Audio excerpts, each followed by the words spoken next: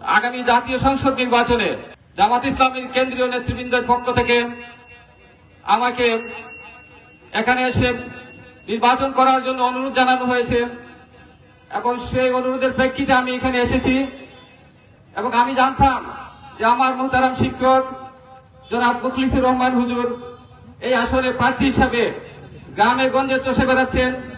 সেই বিষয়টি আমিও কেন্দ্রীয় নেতৃবৃন্দকে বলেছি, তারপরও নেতৃবৃন্দ আমাকে বলেছেন সেই বিষয়টি তারা দেখবেন, আমি যেন এখানে আসি এবং নির্বাচনে প্রতিদ্বন্দ্বিতা করার জন্য প্রস্তুতি নেই।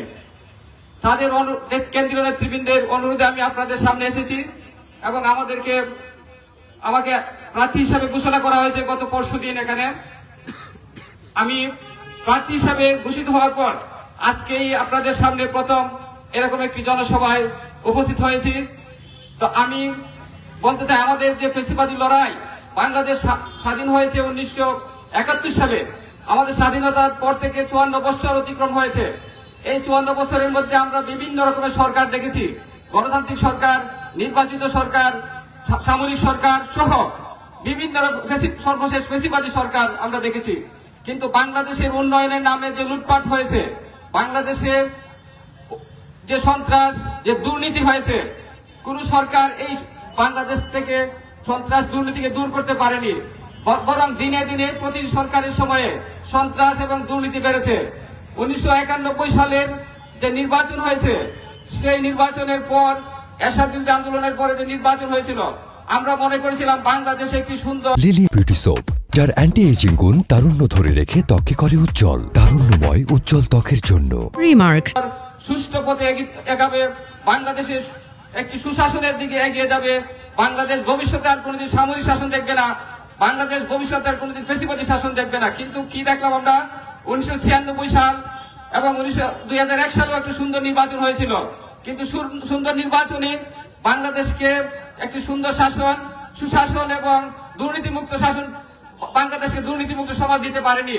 সুতরাং এর মধ্যে প্রমাণিত হয়েছে প্রচলিত যে রাজনৈতিক দলগুলো রয়েছে, সেই দলগুলো বাংলাদেশকে সুশাসন দিতে, বাংলাদেশকে একটি নিরাপদ বাংলাদেশের গড়ে তুলতে, বাংলাদেশ স্বাধীনতা সার্বভৌমত্বকে নিশ্চিত করতে সেই দলগুলো ব্যর্থ হয়েছে। গত 14 বছরের শাসনে ফ্যাসিবাদী শাসন ছিল ভারতীয় আধিপত্যবাদের অনুকূলের একটি শাসন। সেই শাসনকে দূর করতে আমাদের যে লড়াই করতে হয়েছে 14 বছর, সর্বশেষ ছাত্র আন্দোলনের মাধ্যমে গত বছরের জুলাই এবং আগস্টে যে সংগ্রাম হয়েছে, যে লড়াই হয়েছে, আমরা 36 জুলাই বলি, 36 দিনে ছাত্র আন্দোলনের যুব আন্দোলনের যে লড়াই, এই লড়াইয়ের মাধ্যমে বহু প্রাণ বিসর্জনের মাধ্যমে আমাদের আজকে এক নতুন বাংলাদেশ গড়ার সুযোগ আমাদের সামনে এসেছে। এই নতুন বাংলাদেশ গড়তে হলে, বাংলাদেশের পরিবর্তন আনতে হলে, বাংলাদেশকে একটি দুর্নীতিমুক্ত বাংলাদেশ করতে হলে, বাংলাদেশকে একটি চাঁদাবাজ মুক্ত শাসনের বাংলাদেশ করতে হলে আপনাদেরকে বেছে নিতে হবে এমন একটি দল, যে দলের মধ্যে চাঁদাবাজির কোনো উদাহরণ নেই, যে দলের দুর্নীতির কোনো উদাহরণ নেই, যে দলের মানুষ বিসর্জন দিতে জানে। আমার হুজুর যেহেতু উনি কেন্দ্রীয় নির্দেশে উনি আমার হাতে দায়িত্ব, এই আসনের মনোনয়নের দায়িত্ব উনি নিজে আমার হাতে, নিজে ঘোষণা করে আমার হাতে অর্পণ করেছেন। এরকম একটি সুন্দর, এরকম একটি সুশৃঙ্খল দলকে আপনারা বেছে নেবেন। এই দলের এবং এই ইসলামী আরো অন্যান্য ইসলামী দলগুলো মিলে যে জোট গঠন করা হচ্ছে, সেই জোটের প্রার্থীরা প্রত্যেক জায়গায় সৎ যোগ্য প্রার্থী দেবে বলে আমি বিশ্বাস করি। এবং সৎ এবং যোগ্য নেতৃত্ব ছাড়া কোন দেশে সুশাসন কখনো প্রতিষ্ঠিত হয়নি। আমরা আশা করি আগামীতে বাংলাদেশ হবে একটি দুর্নীতিমুক্ত বাংলাদেশ, আগামীতে নতুন বাংলাদেশ হবে একটি পরিবর্তনের বাংলাদেশ। শুধু উন্নয়নের নামে আমরা বিভিন্ন ফ্লাইওভার দেখছি, উন্নয়নের নামে আমরা মেট্রো রেল হয়েছে, খুব ভালো কথা, কিন্তু এই উন্নয়নের গুলির পাশাপাশি বাংলাদেশ থেকে যে টাকা লুটপাট করা হয়েছে, বাংলাদেশে 3টি বাজেট দেওয়া যেত, এরকম 10টি ফ্লাইওভার নির্মাণ করা যেত, এরকম 20টি মেট্রো রেল করা যেত। কিন্তু এরকম উন্নয়ন ভবিষ্যতে আশা করি জামাত ইসলামীকে যদি আপনারা ভোট দেন, উন্নয়নের পাশাপাশি বাংলাদেশে একটি সুশাসন দেখবেন। উন্নয়নের বাজেটের টাকা লুটপাট হবে না, উন্নয়নের বাজেটের টাকা, প্রতিটি টাকা টেকসই উন্নয়নের খাতে খরচ হবে ইনশাআল্লাহ। আমরা চাই এমন একটি সমাজ, যে সমাজে দুর্নীতি থাকবে না, যে সমাজে কোনো অপশাসন থাকবে না, যে সমাজে ইনসাফ প্রতিষ্ঠিত হবে, বিচারালয়গুলো ইনসাফের ভিত্তিতে বিচার করবে। বিচারালয়গুলোতে বানোয়াট যে আপনারা জানেন ট্রাইব্যুনালে 2012 সালে যে বিচার চলছিল, সেই বিচার ছিল একটি পরিকল্পিত বানোয়াট বিচার। আমার নজরুল ভাই বলেছেন সেই বানোয়াট বিচারের পরিকল্পনা, তারা যেভাবে বেলজিয়াম থেকে তারা রায় লিখে নিয়ে আসতো এবং প্রতিদিন তারা এইটা নিয়ে বেলজিয়ামে একজন আইনজীবীর সাথে তারা কথা বলতেন। সেই আইনজীবীর কথোপকথন আমরা সংগ্রহ করে আমরা যখন প্রকাশ করেছিলাম, সেই বানোয়াট বিচারের মুখোশ উন্মোচিত হয়েছিল, সরকারের মুখ থুবড়ে পড়েছিল। সেজন্য আমাদের জীবনকে বিসর্জন দেওয়ার মতো অবস্থানে চলে গিয়েছিলাম। আপনারা জানেন সেই স্কাই কেলেঙ্কারি প্রকাশের পর আমাদেরকে অবরুদ্ধ করে রাখা হয়েছিল, আমার দেশ পত্রিকা বন্ধ করে দেওয়া হয়েছে, আমার দেশ সম্পাদককে গ্রেফতার করে দিনের পর দিন 40 দিন জীবনটাকে নির্যাতন করা হয়েছে। শুধু আমার দেশ সম্পাদক 1 ঘন্টার নোটিশে আমাকে 1 ঘন্টার মধ্যে বাংলাদেশ ত্যাগ করতে বাধ্য করে হয়েছিল। সেই বাংলাদেশ আমরা ইনসাফের বাংলাদেশ প্রতিষ্ঠার জন্য, আমরা ন্যায় বিচার প্রতিষ্ঠার জন্য লড়াই করেছি। ফ্যাসিবাদের বিরুদ্ধে আমরা রুখে দাঁড়ানোর চেষ্টা করেছিলাম শুরু থেকেই।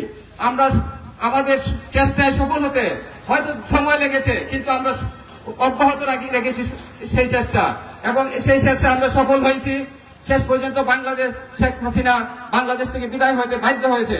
কিন্তু আমি বলতে চাই, আপনারা যদি আমাদেরকে এখানে নির্বাচিত করেন, আপনারা যদি এখানে দাঁড়িপাল্লাকে নির্বাচিত করেন, তাহলে আমরা মাদকপুর চুনার শুধু বাংলাদেশি সুশাসন নয়, মাদকপুর চুনারঘাটকে আধুনিকায়ন করার জন্য যত রকমের উদ্যোগ নেওয়া দরকার, মাধবপুর সোনারঘাটের উন্নয়নের জন্য যা করা দরকার, আপনাদের সাথে থেকে আপনাদেরকে সাথে নিয়ে আমি সর্বাত্মক চেষ্টা চালিয়ে যাব। ওই যে আমার জীবন এমনি বিসর্জন দেওয়ার অবস্থায় ছিল, ফ্যাসিবাদ বিরুদ্ধে লড়াই করতে গিয়ে হয়তো আমার জীবন চলে যেতে পারতো। আমি আমাদের খেদমতে, আমি আপনাদের নেতা নয়, আমি নেতা হতে আসিনি, আমি এসেছি, আমাকে এখানে পাঠানো হয়েছে বাংলাদেশ জামাত ইসলামীর পক্ষ থেকে আপনাদের খাদিম হওয়ার জন্য। এই মাধবপুর সোনারঘাটের খাদিম হিসাবে আমি আপনাদের খেদমত করবো ইনশাআল্লাহ।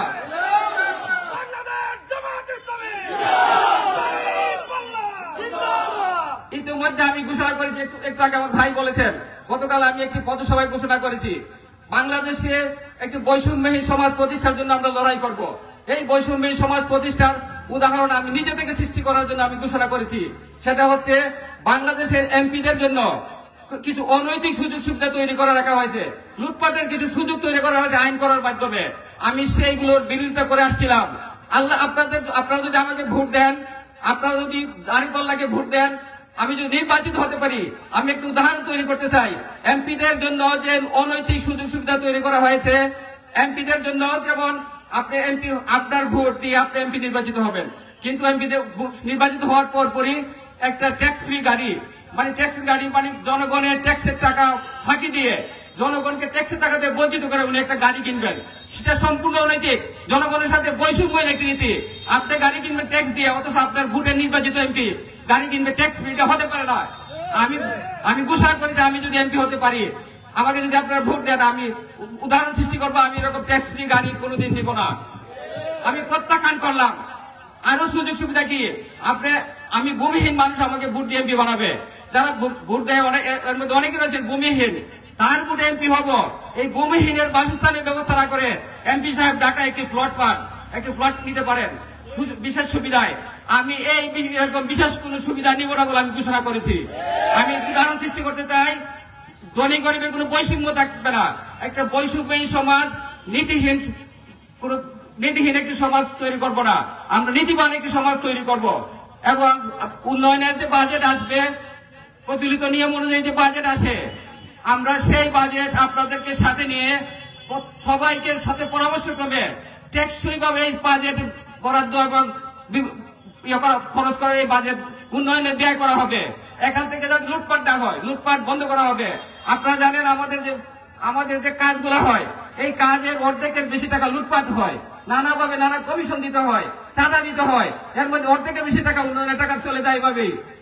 প্রতিটা ক্ষেত্রে যাতে উন্নয়নের টাকা যাতে সঠিকভাবে ব্যয় হয়, সেই ব্যবস্থা আমরা আপনাদেরকে সাথে নিয়ে করবো ইনশাল্লাহ। তা আমি আমার মাধবপুর সোনারঘাটকে আধুনিকায়নের প্রতিশ্রুতি দিয়ে, মাধবপুর সোনারঘাটের সমস্যাগুলো চিহ্নিত করে দ্রুত সমাধানের ব্যবস্থা করার প্রতিশ্রুতি ব্যক্ত করে আমি আমার বক্তব্য শেষ করলাম। আল্লাহ হাফেজ। লিলি বিউটি সোপ, যার অ্যান্টি এজিং গুণ তারুণ্য ধরে রেখে ত্বককে করে উজ্জ্বল। তারুণ্যময় উজ্জ্বল ত্বকের জন্য। রিমার্ক,